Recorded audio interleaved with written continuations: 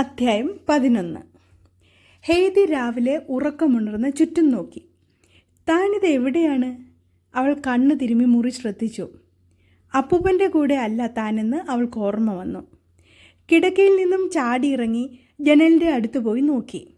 പുറത്ത് ഒന്നും കാണാൻ കഴിഞ്ഞില്ല. ജനലിൻ്റെ വാതിലുകൾ അടച്ചിരിക്കുന്നത് അവൾക്ക് തുറക്കുവാൻ സാധിച്ചില്ല. ചില്ലുവാതിലിലൂടെ പുറത്തുനിന്നുമുള്ള വെളിച്ചം മാത്രമേ അകത്ത് കടന്നുള്ളൂ. ഹെയ്തിക്ക് ഭയമായി. ഏത് വഴിയാണ് പുറത്തേക്ക് പോവുക എന്ന് അവൾക്ക് മനസ്സിലായില്ല. അപ്പൂപ്പൻ്റെ കൂടെ ആകുമ്പോൾ രാവിലെ ഉണർന്നയുടനെ പുറത്തിറങ്ങും.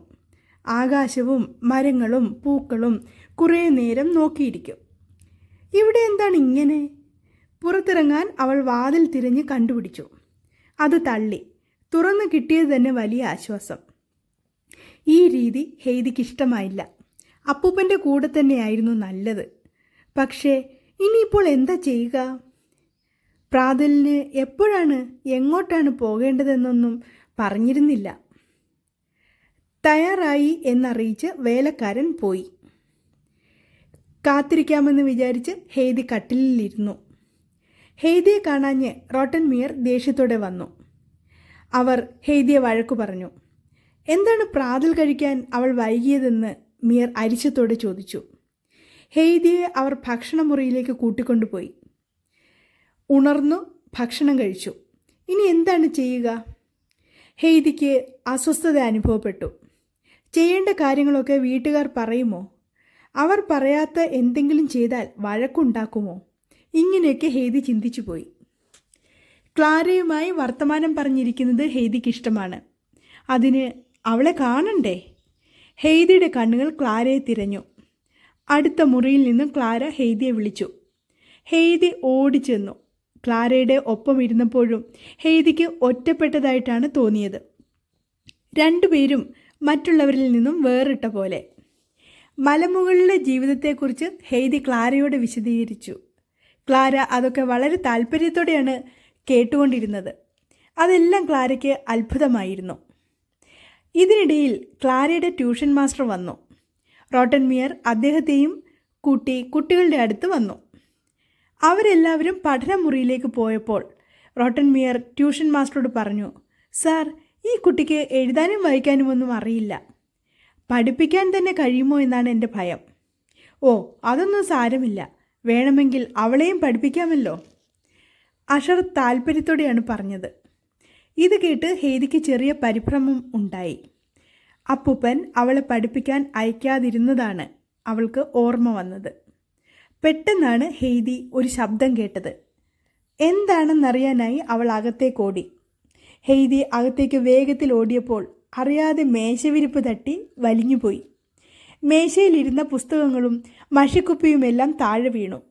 മുറി മുഴുവൻ പുസ്തകങ്ങൾ ചിതറി വീണു. മഷിക്കുപ്പി തെറിച്ച് മഷി നാലുപാടും തെറിച്ചു. ഇത് കണ്ട റോട്ടൻമിയർക്ക് കോപം അടക്കാനായില്ല. അധ്യായം 12. ഹെയ്തിയെ അന്വേഷിച്ച് റോട്ടൻമിയർ അകത്തേക്ക് ചെന്നു. പുറത്തേക്കുള്ള വാതിലിനടുത്ത് അത്ഭുത സ്തബ്ധയായി നിൽക്കുന്ന ഹെയ്തിയാണ് അവർ കണ്ടത്. ഫർമരത്തിൻ്റെ മർമ്മര ശബ്ദം കേൾക്കുന്നു എന്ന് വിചാരിച്ചാണ് ഹെയ്തി ഓടിയത്. മലമുകളിലെ ഫർമരത്തിൻ്റെ ശബ്ദം കേൾക്കുകയും അത് നോക്കിയിരിക്കുകയും ഹെയ്തിയുടെ ഇഷ്ടവിനോദമായിരുന്നു. വാതിലിനടുത്ത് വന്നപ്പോൾ അവിടെ ഫർമരം ഒന്നും ഉണ്ടായിരുന്നില്ല. ഏതോ വാഹനം തെരുവിലൂടെ പോയ ഒച്ചയാണ്. റോട്ടൻമിയറുടെ ദേഷ്യം അടങ്ങിയിരുന്നില്ല. അഷർ വന്നാൽ ക്ലാരയുടെ അടുത്ത് കസേരയിലിരുന്ന് പാഠങ്ങൾ ശ്രദ്ധിക്കുകയല്ലാതെ മറ്റൊന്നും ചെയ്യരുത് എന്ന് ഹെയ്തിയെ താക്കീത് ചെയ്തു. ഹെയ്തി അക്ഷരം പ്രതി അനുസരിക്കാമെന്ന് പറഞ്ഞു. ടിന്നെറ്റ് മുറി വൃത്തിയാക്കുന്നതിന് മുന്നേ അഷർ ട്യൂഷനെടുത്ത് തിരിച്ചുപോയി. ക്ലാര അപ്പോഴേക്കും ക്ഷീണിതയായി. അവൾ ഒരു ചെറിയ മയക്കത്തിനായി കിടന്നു. ഹെയ്തിക്ക് ഒന്നും ചെയ്യാനില്ലായിരുന്നു. തെരുവ് മുഴുവൻ ഹെയ്തി കണ്ടിരുന്നില്ല. അതുവരെ കാണാത്ത ഭാഗത്തെ ജനൽ തുറക്കാമോ എന്ന് അവൾ സെബാസ്റ്റ്യനോട് ചോദിച്ചു. അയാൾ ജനൽ തുറന്ന് ഒരു സ്റ്റൂൾ വെച്ച് ഹെയ്തിയെ അതിൽ കയറ്റി. എങ്കിലും കുറച്ച് കെട്ടിടങ്ങൾ കാണാനേ കഴിഞ്ഞുള്ളൂ. പള്ളിയുടെ ഗോപുരത്തിൽ കയറിയാൽ നഗരം മുഴുവൻ ഒറ്റ നോട്ടത്തിന് കാണാമെന്ന് സെബാസ്റ്റ്യൻ അറിയിച്ചു. ഹെയ്തി പിന്നെ ഒന്നും ആലോചിച്ചില്ല. മലമുകളിൽ ഓടിക്കളിക്കുന്നത് പോലെ നഗരത്തിലെന്നൊന്നും അവൾ ഓർത്തില്ല. വേഗം തന്നെ കോണിപ്പടികൾ ഇറങ്ങി താഴെ എത്തി. മുൻവശത്തെ വാതിൽ തുറന്നിട്ടുണ്ടായിരുന്നു. ചുറ്റും നോക്കിക്കൊണ്ട് അവൾ നടന്നു. അവിടെയൊന്നും പള്ളിയുടെ ഗോപുരം അവൾ കണ്ടില്ല. തെരുവിലൂടെ എങ്ങോട്ടാണ് നടക്കുന്നത് എന്ന് അവൾക്കറിയില്ലായിരുന്നു. നഗരം മുഴുവൻ ഒന്നായി കാണുവാനുള്ള വഴി പലരോടും ചോദിച്ചു. ഒന്ന് നിൽക്കുവാൻ ആരും തയ്യാറായില്ല. എല്ലാവരും തിരക്കിലാണ്. കുറേ നടന്നിട്ടുണ്ടാവണം. ഒരു മൂലയിൽ ഒരാൺകുട്ടി നിൽക്കുന്നത് ഹെയ്തി കണ്ടു. അവൾ അവൻ്റെ അടുത്ത് ചെന്നു. പള്ളിഗോപുരത്തിലേക്കുള്ള വഴി ചോദിച്ചപ്പോൾ പൈസയുണ്ടോ എന്നാണ് അവൻ തിരിച്ചു ചോദിച്ചത്. കയ്യിൽ ഒട്ടും പൈസയില്ലെന്ന് ഹെയ്തി പറഞ്ഞു. അല്പസമയം അവൾ ആലോചിച്ചു. ക്ലാരയോട് പറഞ്ഞാൽ ആവശ്യമായ പണം കൊടുക്കുമെന്ന് ഹെയ്തി വിചാരിച്ചു. ക്ലാരയുടെ കയ്യിൽ നിന്നും വാങ്ങിക്കൊടുത്താൽ മതിയോ എന്ന് ഹെയ്തി കുട്ടിയോട് ആരാഞ്ഞു. അവൻ അത് സമ്മതിച്ചു. മറ്റൊന്നും പറഞ്ഞില്ല. ഹെയ്തിയോട് കൂടെ ചെല്ലാൻ പറഞ്ഞുകൊണ്ട് തെരുവിലൂടെ നടന്നു. തിരിഞ്ഞും മറിഞ്ഞും വഴിയിലൂടെ നടക്കുമ്പോൾ വീട്ടിലെ കാര്യങ്ങളൊന്നും ഹെയ്തി ഓർത്തില്ല. രണ്ടുപേരും പള്ളിയുടെ മുന്നിലെത്തി. ഒരു വൃദ്ധൻ വാതിൽക്കൽ കാവലുണ്ടായിരുന്നു. കുട്ടി അയാളോട് എന്തോ പറഞ്ഞു. അയാൾ വാതിൽ തുറന്നുകൊടുത്തു. ഹെയ്തിക്ക് കാഴ്ചകൾ കാണണമെന്ന് വൃദ്ധനോട് പറഞ്ഞു. അയാൾ തലകുലുക്കി. അവൾക്ക് പോകാനുള്ള വഴി കാണിച്ചു കൊടുത്തു. ഹെയ്തി ഓടി ഓടി ഗോപുരത്തിൽ കയറി തുടങ്ങി. കാലുകൾ വല്ലാതെ വേദനിച്ചു. എങ്കിലും കാഴ്ചകൾ കാണാനുള്ള ആഗ്രഹം അധികരിച്ചു നിന്നു. മലമുകളിലുള്ള ഓട്ടവും കളിയുമൊക്കെയാണ് ഹെയ്തിയുടെ മനസ്സിലുണ്ടായിരുന്നത്. ഗോപുരത്തിൻ്റെ മുകളിൽ നിന്നുമുള്ള കാഴ്ച ഹെയ്തിക്ക് തീരെ ഇഷ്ടമായില്ല. എങ്കിലും വിസ്മയം കൊള്ളാതിരുന്നതുമില്ല. കെട്ടിടങ്ങളുടെ മേൽക്കൂര മാത്രമാണ് എങ്ങും കാണുന്നത്. ഒരു രസവുമില്ല. ഹെയ്തി താഴെ ഇറങ്ങി വന്നപ്പോൾ വൃദ്ധൻ കുറച്ച് പൂച്ചക്കുട്ടികളെ കാണിച്ചു കൊടുത്തു. വേണമെങ്കിൽ അവൾക്ക് സ്വന്തമായി ചിലതിനെ എടുക്കാമെന്നും പറഞ്ഞു. ഒരു വെള്ളപ്പൂച്ചയെയും ഒരു കറുത്ത പൂച്ചയെയും അവൾ എടുത്തു. രണ്ടിനെയും 2 കീശകളിലിട്ട് അവൾ പുറത്തു കടന്നു. പള്ളിഗോപുരം കാണിക്കാൻ കൂട്ടുവന്ന കുട്ടി അപ്പോഴും അവിടെ കാത്തു നിൽക്കുന്നുണ്ടായിരുന്നു. വീട്ടിലേക്ക് തിരിച്ചു പോകുവാൻ അവൾക്ക് വഴി അറിയില്ല. സ്ഥലത്തിൻ്റെ പേര് പറഞ്ഞ് അവിടെ എത്തിക്കാമോ എന്ന് കുട്ടിയോട് ചോദിച്ചു. കുട്ടിക്ക് സമ്മതമായിരുന്നു. കുട്ടി ഉള്ളതുകൊണ്ട് വേഗത്തിൽ വീട്ടിലെത്താൻ കഴിഞ്ഞു. ഹെയ്തി വിളിച്ചപ്പോൾ സെബാസ്റ്റ്യനാണ് വാതിൽക്കൽ വന്നത്. സെബാസ്റ്റ്യൻ ആകെ പരിഭ്രമിച്ചിരിക്കുകയായിരുന്നു. അവളെ കുറേ നേരമായി അവിടെ എങ്ങും കാണാഞ്ഞ് വിഷമിച്ചിരിക്കുകയായിരുന്നു എല്ലാവരും. ഹെയ്തി തീൻമുറിയിലേക്ക് ചെന്നപ്പോൾ റോട്ടൻ മിയർ അവിടെ ഇരിക്കുന്നതാണ് കണ്ടത്.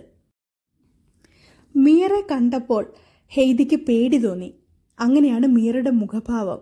പെട്ടെന്ന് റോട്ടൻ മിയറുടെ ശബ്ദമുയർന്നു. നീ ചെയ്തത് വലിയ തെറ്റാണ്. സമ്മതം ചോദിക്കാതെ നീ എന്തിനാണ് പുറത്തു പോയത്? ഇവിടെ ആരോടും ഒരു വാക്കു പറയാതെയല്ലേ നീ പുറത്ത് അലയാൻ പോയത്? ഇങ്ങനെയൊരു സംഗതി ഞാൻ ഇതുവരെ കേട്ടിട്ടില്ല. റോട്ടൻ മിയർ ഒന്ന് നിർത്തിയതേയുള്ളൂ. മറുപടിയായി അവൾ കേട്ടു, മ്യാവൂ. എന്നെ കളിയാക്കാൻ നിനക്ക് ധൈര്യമുണ്ടായല്ലേ? ഹെയ്തിക്ക് എന്തെങ്കിലും പറയാൻ കഴിയുന്നതിന് മുമ്പ് പൂച്ചക്കുട്ടികൾ വീണ്ടും കരഞ്ഞു. റോട്ടൻ മിയർ ദേഷ്യം കൊണ്ട് വിറയ്ക്കുകയാണ്. ഇതിനിടയിൽ ഹെയ്തിയുടെ കീശകളിൽ നിന്നും പൂച്ചക്കുട്ടികൾ പുറത്തേക്ക് ചാടി. എന്ത്, പൂച്ചക്കുട്ടികളോ? Rotten mere അലറുകയായിരുന്നു. അവർ വേഗം മുറിവിട്ടു. പൂച്ചകളെ വീട്ടിൽ നിന്നും ഓടിക്കാൻ സെബാസ്റ്റ്യനോട് മിയർ ആവശ്യപ്പെട്ടു. സെബാസ്റ്റ്യനും ചിരിയാണ് വന്നത്. പൂച്ചകൾ ക്ലാരയുടെ അടുത്ത് എത്തിക്കഴിഞ്ഞിരുന്നു. അവൾക്ക് പൂച്ചക്കുട്ടികളെ ഇഷ്ടമായി. മിയർ കാണാത്ത വിധം ഏതെങ്കിലും മൂലയിൽ അവയെ ഒളിപ്പിച്ചാൽ മതിയെന്നായി ക്ലാര.